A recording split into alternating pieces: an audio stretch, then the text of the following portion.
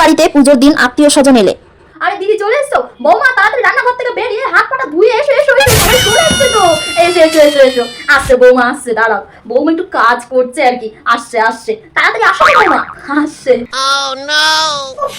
আমি কি পারি বউ নাকি ওয়েটার? আসছি মা। সবাইকে সুন্দর করে হাসি মুখে ওয়েলকাম করো।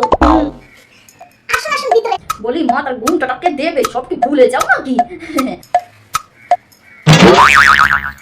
আসুন আসুন ভিতরে আসুন ভিতরে আসুন। প্রণাম করো, প্রণাম। আসো আসো আসো আসো আসো বাবা আসো, ভালো আছে তো সবাই?